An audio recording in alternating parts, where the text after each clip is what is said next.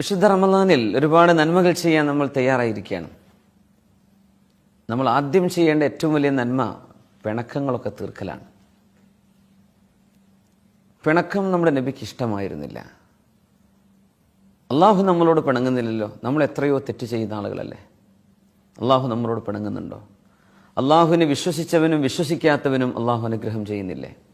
അവർക്ക് ഭക്ഷണം കൊടുക്കുന്നില്ലേ? ഒരു നേരം അള്ളാഹുവിൻ്റെ മുമ്പിൽ തലചായ്ക്കാത്തവന് പോലും ആരോഗ്യം അള്ളാഹു നിലനിർത്തി കൊടുക്കുന്നില്ലേ? അള്ളാഹു പിണങ്ങുന്നില്ലല്ലോ. മനുഷ്യർ തമ്മിൽ പെട്ടെന്ന് പിണങ്ങുന്ന ഒരു പ്രവണത ചില ആളുകളെങ്കിലും ഉണ്ടായിരിക്കാം.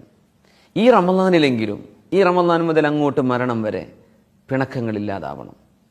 എല്ലാ വ്യാഴാഴ്ച ദിവസവും തിങ്കളാഴ്ച ദിവസവും മനുഷ്യരുടെ അമലുകൾ, കർമ്മങ്ങൾ അള്ളാഹുലേക്ക് ഉയർത്തപ്പെടുമെന്നാണ്. എല്ലാവരുടേതും അള്ളാഹുലേക്ക് ഉയർത്തപ്പെടും.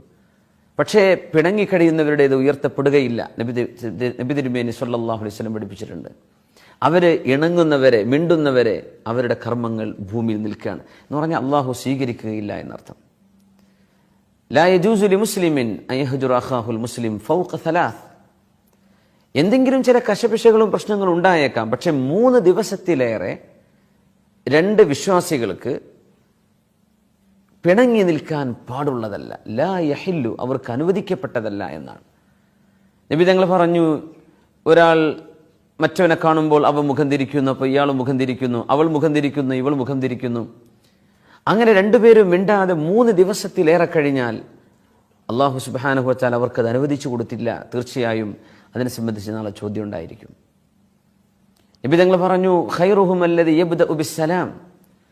നമ്മൾ മിണ്ടാതിരിക്കാൻ ചില നിസ്സാര കാരണങ്ങളായിരിക്കും. ചിലപ്പോൾ അടുത്ത കുടുംബ ബന്ധങ്ങൾ, വളരെ അടുത്തിടപഴകേണ്ട ആളുകൾ, അല്ലെങ്കിൽ ഏറ്റവും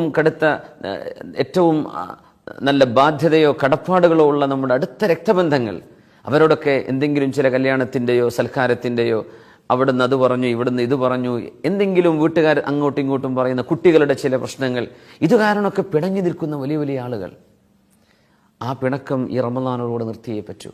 നിങ്ങളിൽ ഏറ്റവും ഉത്തമർ ആരാണോ ആദ്യം ചെന്ന് അസ്സലാമു അലൈക്കും എന്ന് പറയുന്നത് അവരാണ്.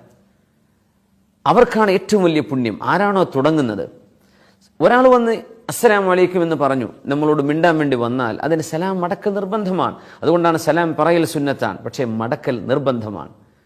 ഒരാൾ വന്ന് പറഞ്ഞു എനിക്ക് മാപ്പ് തരണം, നമ്മൾ മാപ്പ് കൊടുത്തേ പറ്റൂ എന്നാണ്. ഒരാൾക്കും പറഞ്ഞുകൂടെ ഞാൻ പൊരുത്തപ്പെട്ട് തരില്ല.